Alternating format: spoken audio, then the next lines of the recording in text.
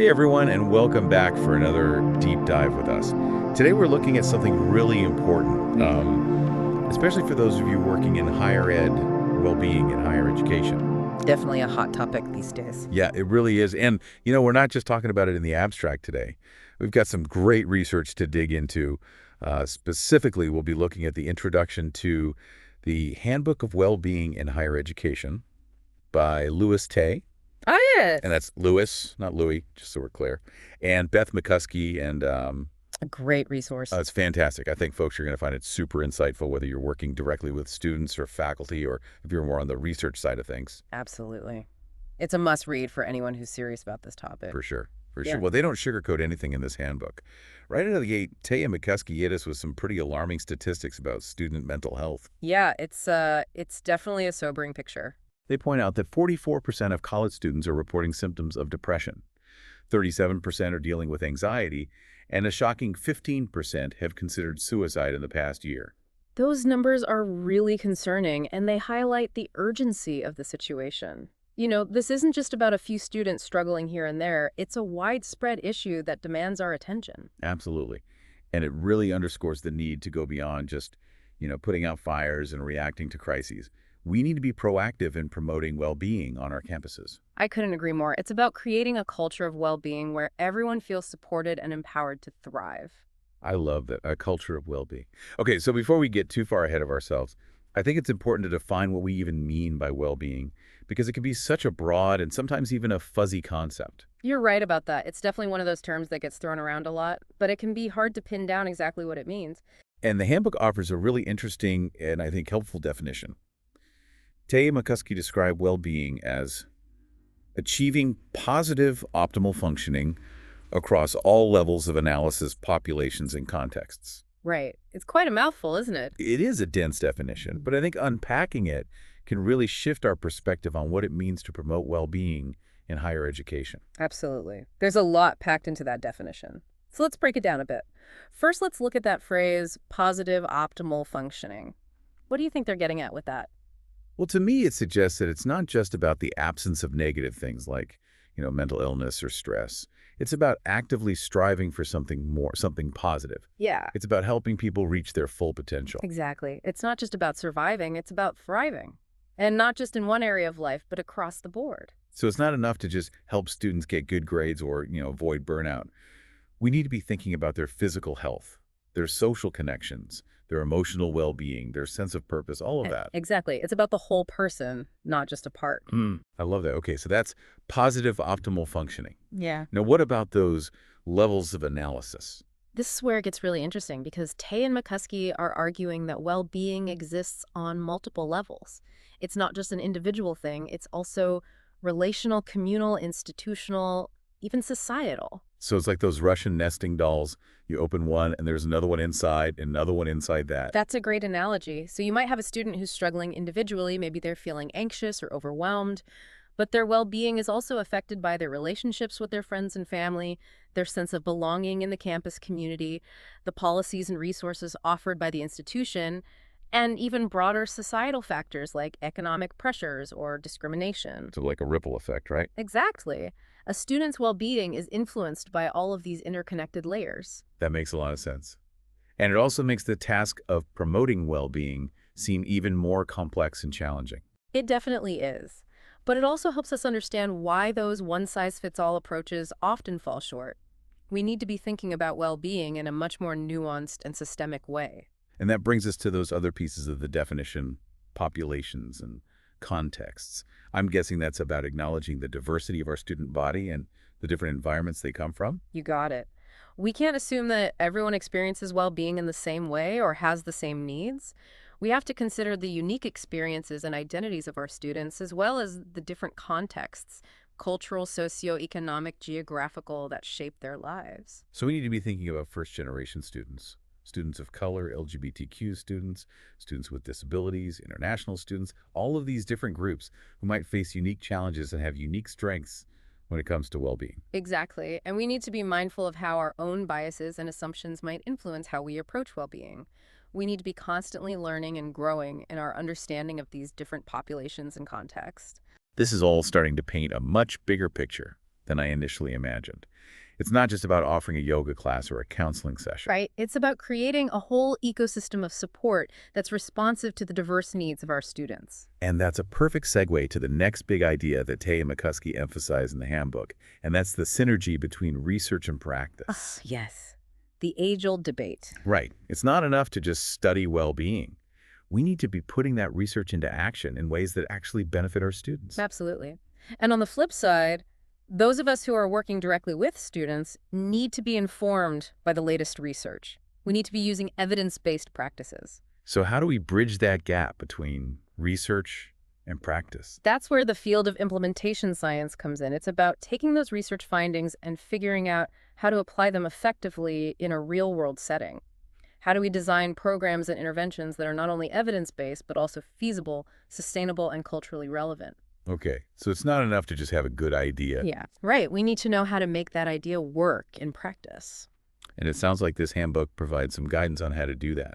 It definitely does. So before we delve deeper into those practical strategies, I think it's helpful to just pause for a moment and reflect on what we've covered so far. What's resonating with you? What are some of the key takeaways that are standing out? What really strikes me is this emphasis on a holistic, multi-layered understanding of well-being. It's not just about fixing individual problems, it's about creating a whole environment, a whole culture that supports well-being. I completely agree. And it also highlights the responsibility we have as educators and researchers. We're not just here to teach and publish. We're here to nurture the whole person, to create a space where students can truly thrive. Yeah, it's a huge responsibility, but it's also, a really exciting opportunity to make a real difference in people's lives. I totally agree. And the cool thing is, this handbook doesn't just lay out the challenges. It actually gives us a roadmap for action, which I'm pumped to talk about. But before we get to the solutions, I'm curious, does the handbook talk about any specific trends or challenges that are particularly impacting well-being in higher ed right now? Oh, yeah, definitely. They highlight a bunch of stuff that's really relevant to what we're seeing on campuses today. One of the things they talk about is the impact of social determinants of well-being. Social determinants of well-being. Okay, so what does that mean exactly? So it's basically a public health perspective that looks at how broader societal issues influence individual well-being. I see. So things like economic inequality, rising tuition, cost the pressure to succeed in a super competitive job market, social isolation, all of those factors can contribute to stress, anxiety, and, mental health challenges among students. Yeah, that makes sense. It's not just about what's happening inside the classroom or even on campus, right? It's about these bigger forces that are shaping students' lives. Exactly. And it's not just students who are affected. Faculty and staff are facing increasing pressure too.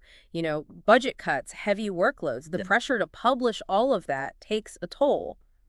So it sounds like what they're saying is we can't just focus on individual level interventions. We need to be addressing these systemic issues as well. Exactly. It's about creating a more equitable and supportive environment, both within and beyond our institutions. Yeah, that's a tall order for sure. Yeah. But I appreciate that the handbook acknowledges that reality. It's not just about telling students to meditate more or, practice better self-care. It's about addressing the root causes of stress and burnout. Absolutely. And speaking of root causes, the handbook also dives into the impact of technology and online learning on well-being. Yeah. This is something that's become even more relevant after the whole, rapid shift to remote learning during the pandemic. Oh, yeah, for sure. We saw firsthand how isolating and stressful online learning could be for both students and faculty. Right. And while online learning has, a lot of benefits like flexibility and accessibility, it also presents some unique challenges. It's harder to build community and connection in a virtual environment. Yeah. It can be easier to feel overwhelmed and disconnected. So what's the solution? Do we just abandon online learning altogether? Well, I don't think that's realistic or even desirable. Online learning is here to stay, and it can be a really valuable tool. But I think Tay and McCuskey's point is that we need to be more intentional and thoughtful about how we design online learning experiences. Okay, so how do we do that? Well, for one thing, we need to create more opportunities for interaction and collaboration. Even in a virtual setting, we can create spaces for students to connect with each other, with their instructors, to build those relationships. Yeah, and maybe think about ways to incorporate live sessions or group projects, even if the course is primarily asynchronous. Exactly. And we also need to be mindful of screen time and digital overload, encouraging students to take breaks, to step away from their devices, to engage in activities that don't involve technology. That's so important and something that I think we all struggle with these days. For sure. And then, of course, we need to make sure that our online platforms are accessible and inclusive for all students, considering things like closed captioning, screen readers, alternative formats for content, all of that. Right, because technology can be a great equalizer, but only if it's designed with accessibility in mind. Exactly. So it's really about finding that balance, harnessing the power of technology while also mitigating its potential downsides. Okay, so it's not an either thing. It's about being smart and strategic about how we use technology. Precisely. And it's about recognizing that technology is just one piece of the puzzle. We need to address those broader social determinants of well-being that we talked about earlier, and we need to create a campus culture that prioritizes connection support and, holistic well-being. You keep using that word holistic, and it seems to be like a recurring theme in the handbook. Yeah. So can you unpack that a bit more? What do they mean by a holistic approach to well-being? Yeah, so it goes back to that multi-layered definition we discussed earlier, right? A holistic approach recognizes that all aspects of a person's life are interconnected, their physical health, their mental and emotional well-being, their social connections, their sense of purpose and meaning, all of it. Okay, so it's not just about, fixing problems or addressing deficits. It's about supporting the whole person. Exactly. It's about helping students develop into well-rounded individuals who can thrive in all areas of their lives. I love that. And it sounds like that requires a pretty multifaceted approach, right? Absolutely. It means creating an environment that supports all aspects of their development. So integrating well-being into the curriculum, not just as a separate course, but woven into the fabric of every discipline. I see. So it's not just the counseling center's job to promote well-being, it's everyone's job. Exactly. Everyone has a role to play, and it also means providing resources and support services that address a wide range of needs, from academic support to mental health counseling to financial aid. Right, because well-being isn't just about feeling happy. It's about having your basic needs met, feeling safe and supported, having a sense of belonging. Exactly.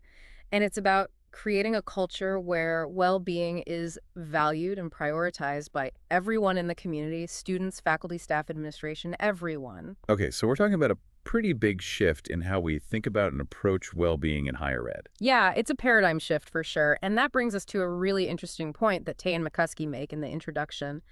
They argue that higher education institutions have a unique opportunity and responsibility to go beyond just mitigating ill-being and actually cultivate well-being. Okay, so what do they mean by that? They're saying that universities should be more than just places where students get a degree. They should be environments that foster social, emotional, and ethical development. I see. They should be places where students learn how to build strong relationships, cope with stress, make responsible decisions, find meaning and purpose in their lives. Wow, that's a really powerful vision. It's almost like they're reimagining the very purpose of higher education. It's definitely a bold statement, but I think it resonates with a lot of educators and researchers who are passionate about supporting student success in a holistic way. I'm one of them. Yeah. But I have to admit, it can feel daunting to think about how to actually put this vision into practice. I hear you. It's a big task. But the good news is the handbook doesn't just leave us hanging with this lofty ideal. It actually provides concrete guidance on how to implement research-informed well-being initiatives. Okay, that's what I've been waiting for. Yeah. Let's dive into those practical strategies. But before we do, I just want to pause and acknowledge that we've covered a lot of ground in this section. We've talked about the social determinants of well-being, the challenges of online learning, the need for holistic approaches, and this vision of cultivating well-being in higher education. Is there anything else that stands out to you from this part of the discussion? What really resonates with me is this idea that well-being is not just an individual responsibility, it's a collective one. It requires us to work together as educators, researchers, administrators, community members to create an environment where everyone can thrive. I love that. It's about recognizing our interconnectedness and building a culture of care and support. All right, so let's get to the good stuff. The handbook's full of practical advice. So what are some of the things that educators and researchers can actually do to, like, make a difference on their campuses? Well, one of the most important things is to move beyond that one-size-fits-all approach and really embrace a holistic and multifaceted understanding of well-being.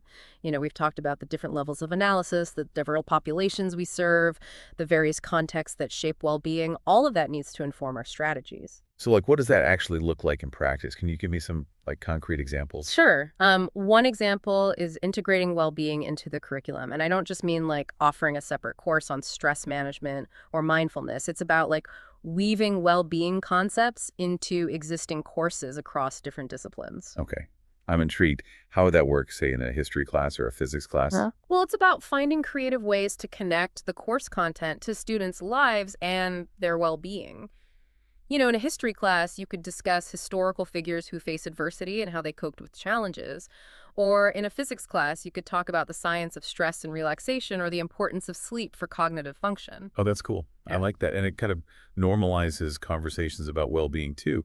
It shows students that it's not this like separate thing, but it's actually an integral part of their learning and development. Exactly. And beyond the classroom, there's so many opportunities to create a campus culture that supports well-being.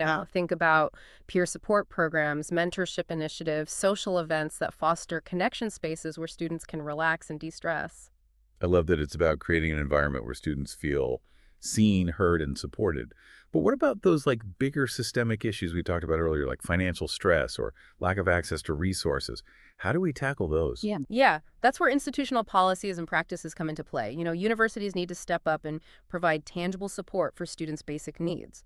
This could include things like expanding financial aid, offering affordable housing options, providing access to nutritious food, creating clear pathways for students to access mental health services. Those are all huge and super important initiatives.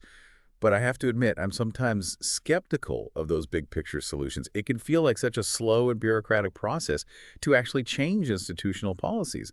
So what can we do in the meantime on a more individual level to make a difference?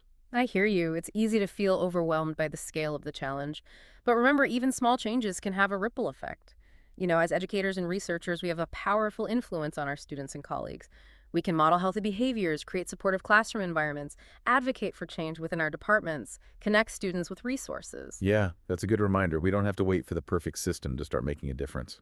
Exactly. And as we do that, we can also be intentional about integrating research and practice. Staying informed about the latest research on well-being interventions and using data to track the effectiveness of our efforts.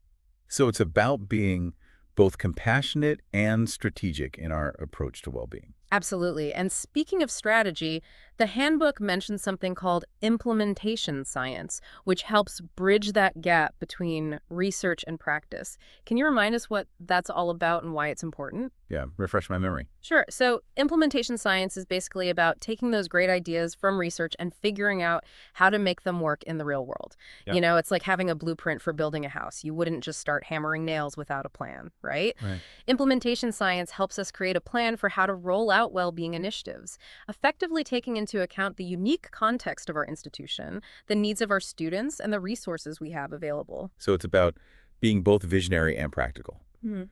We need the big ideas, but we also need the nuts and bolts strategies to actually make those ideas a reality. Exactly. And the handbook provides a ton of information on different implementation models, strategies for overcoming barriers, ways to evaluate the effectiveness of our efforts. Wow, this has been such an eye-opening deep dive. Right. I feel like we've covered so much ground from like understand this really complex definition of well-being to exploring practical strategies for creating a campus culture that supports both students and faculty. Yeah. So is there one final takeaway you'd like to leave our listeners with? Yeah, if I had to sum it up, I'd say this well-being in higher education, it's not just a problem to be solved. It's an opportunity to be seized. It's an opportunity to reimagine the purpose of education, to create a more equitable and supportive environment for all, and to empower individuals to thrive in all aspects of their lives. I love that that's a beautiful way to put it. And that's a wrap on our deep dive into well-being in higher education. We hope you found this exploration insightful and empowering, and we encourage you to check out the Handbook of Well-Being in Higher Education by Louis Tay and Beth McCuskey for an even deeper dive into these important topics. Until next time, keep those minds curious and those hearts open.